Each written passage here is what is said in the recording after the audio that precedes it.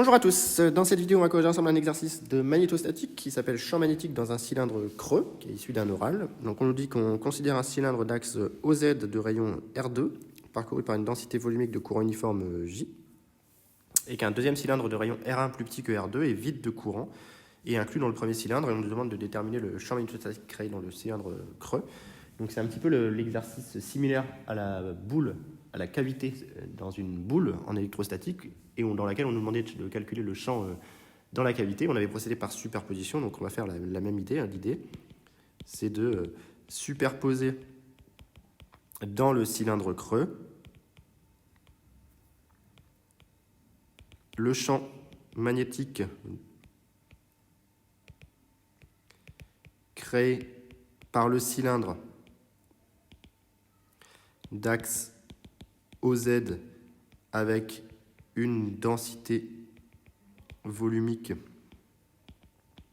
J égale J0 EZ à celui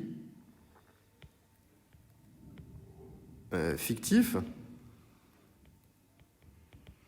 créé par le cylindre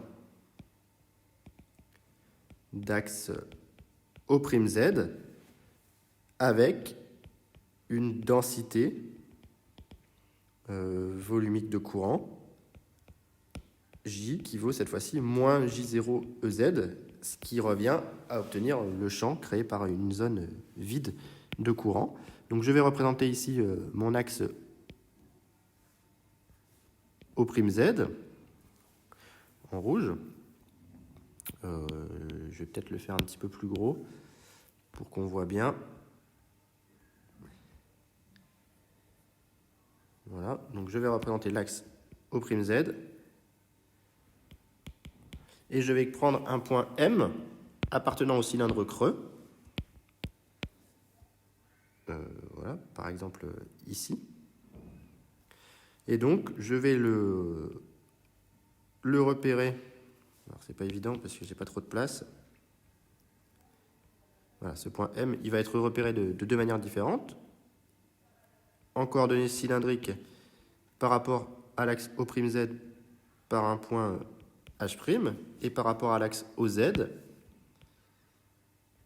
par rapport à un point H, et on va travailler dans le système de coordonnées cylindriques avec ER ici vers le haut, Eθ vers nous et EZ vers la droite. Voilà. Et on va travailler par rapport à ces deux axes, et donc on va utiliser un résultat qui est issu du cours,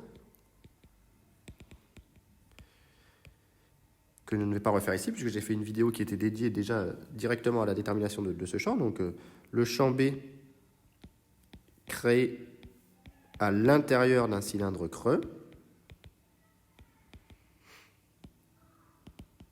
un cylindre épais, pardon, parcouru par une densité uniforme J égale J0 EZ, eh bien s'écrit en réalité B de M qui est égal à mu0 J0 R sur 2 selon Eθ, où petit r c'est la distance, petit r c'est égal à HM tout simplement. C'est la distance au projeté orthogonal sur l'axe du cylindre. Donc ici, on va faire exactement comme en électrostatique, on va essayer de donner une forme entre guillemets canonique qui ne dépend pas de petit r pour pouvoir l'appliquer à mes deux cylindres. Et donc en fait, il faut s'apercevoir que R c'est égal à la norme de OM, de HM, pardon. Et donc on va essayer de faire apparaître un vecteur HM, d'où HM c'est égal à R selon ER. Et donc pour obtenir du Eθ, on sait que EZ vectoriel ER c'est égal à Eθ. Donc on va pouvoir écrire que finalement R selon Eθ c'est pareil que HM, que EZ, pardon, produit vectoriel HM. Comme ça, on a bien le EZ vectoriel ER qui fait Eθ et le R qui vient du HM. Donc de ça, je peux en déduire qu'en fait B de M, ça s'écrit mu0 J0 sur 2 fois EZ vectoriel HM. Ça, c'est le champ créé à l'intérieur d'un cylindre et P parcouru par une densité volumique J0, où H est le projeté orthogonal de M sur l'axe de rotation. Donc maintenant, j'applique ma superposition en M, et j'écris donc que B total de M, c'est le B de M créé par le cylindre de densité J0, plus le B par le cylindre de centre d'axe OZ et de densité J0, plus le B d'axe O'Z de densité moins J0 en M. Et donc ça me fait mu0 J0 sur 2 EZ vectoriel HM. Et B O'Z, ça va me faire un moins mu0 J0, puisque j'ai une densité moins J0. EZ, vectoriel non plus HM, mais H', pardon, M, où H' est le projeté orthogonal du point M sur l'axe OZ, cette fois-ci. Celui que j'ai essayé de représenter tout à l'heure, qu'on ne voit pas très bien, qui est ici. Et donc là, je peux factoriser par mu0 J0 sur 2, EZ, par distributivité du produit vectoriel. Ça me fait HM moins H', M. Et donc ça, je peux aussi l'écrire mu0 J0 sur 2, EZ, produit vectoriel.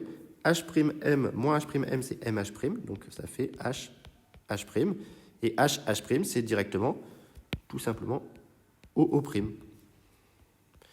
Donc, j'en déduis un champ total en M dans le cylindre creux qui s'écrit mu0 J0 sur 2 EZ, produit vectoriel OO'.